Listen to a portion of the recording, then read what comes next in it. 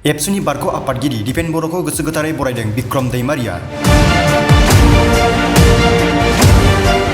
मानगोनां दिपेन बर' सार बिथांखौ आंनि गोसो गोरबोनिफ्राय आङो साबायखर बावहरदों।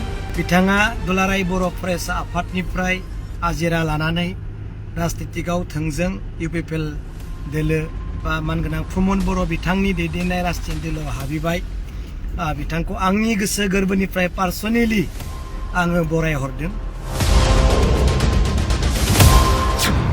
फरायसा आफादाव थानानै राजखान्थिनि खामानि मावनायनि सोलाय थोंजों राजखान्थियाव थानानै खामानि मावनाया मोजां। दुलाराय बर' फरायसा आफादाव थानानै बा माहारियारि आफादाव थानानै राजखान्थिनि खामानि मावस्लायस्लाय डाइरेक्ट बा थोंजोङै राजखान्थियाव थानानै खामानि मावनाया मोजांसिन।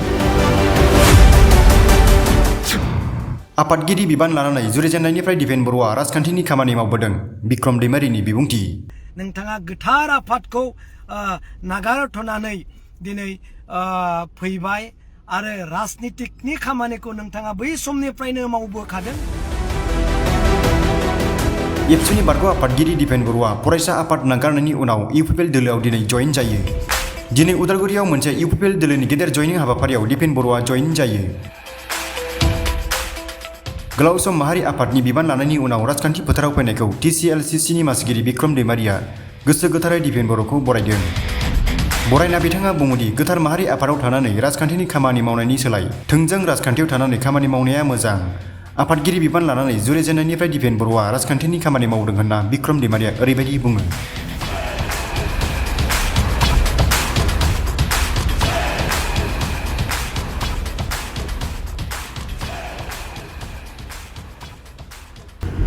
खुलुमबाय रायजो राजा नोंथांमोन।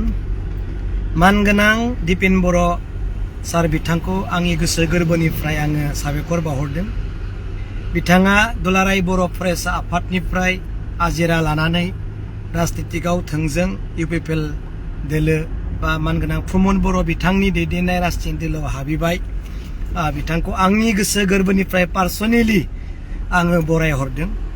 नाथाय आं बेखौ बुंगोन, दुलाराय बर' फरायसा आफादाव थानानै बा माहारियारि आफादाव थानानै राजखान्थिनि खामानि मावस्लायस्लाय डाइरेक्ट बा थोंजोङै राजखान्थियाव थानानै खामानि मावनाया मोजांसिन होननानै आं सानो।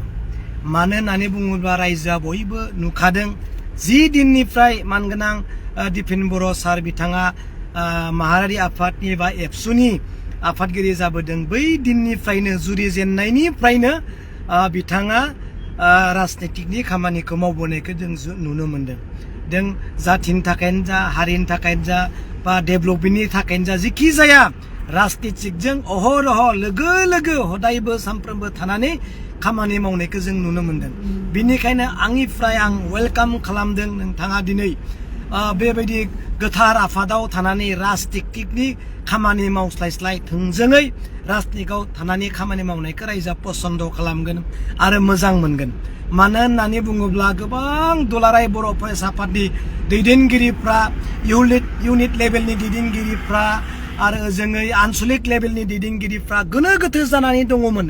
माब्लासिम बबे समसिम जोङो राजनितिकनि उन थांफाबाय थागोन, बबे सिमसिम जोङो राजनितिकजों दैदेनजाबाय थागोन होननानै गोबां आनसलिक लेभेलनि दैदेनगिरिफ्रा सावरायदोंमोन, रायजो राजाफ्रा सानदोंमोन। खारन माहारियारि आफादनि गिदिर लिडार जानानै दिनै जों जुदि राजनितिकआव बै आनसलिकआव थानाय, इउनिटआव थानाय, डिस्ट्रिक्टआव थानाय बिबानगिरिफोरखौ जों जुदि बेबायदि परिचालना खालामबाय थायोबा राजनितिकजों जोंहा रायजोनि साननाय नोजोरा गाज्रि जायो। बिनिखायनो आङो फिन आरोबाव आंनि गोसो गोरबोनिफ्राय मानगोनां दिपेन बर' सारखौ आं वेलकाम खालामदों। नोंथाङा गोथार आफादखौ नागारथ'नानै दिनै फैबाय आरो राजनितिकनि खामानिखौ नोंथाङा बै समनिफ्रायनो मावबोखादों। बेयावहाय दिनै मा इउपिपिएल मा आबसुनि दैदेनगिरि बेयाव जेबो पार्टिखौ थायाखैमोन। नाथाय नोंथाङा दिनै बे हुमलसना खालामजानांगौनिफ्राय नोंथाङा मोनसे स्टेजाव आगान होबाय। बेखौ रायजोआ दिनै निस्सय बिबेसना खालामगोन आरो रायजोनि थाखाय राजनितिकआव थानानै मावलांगोन होननानै आं आसा खालामो। नाथाय आरो एबसुखौ बा माहारियारि आफादखौ गाज्रि नोजोरजों फाव फान्दायनानै जेन आरो राजनितिक फारसे चक्रबिउ खालामनानै जेन गाज्रि लामाजों जेन दैदेना बेखौ आंनिफ्राय अनुरद खालामगोन। Thank you.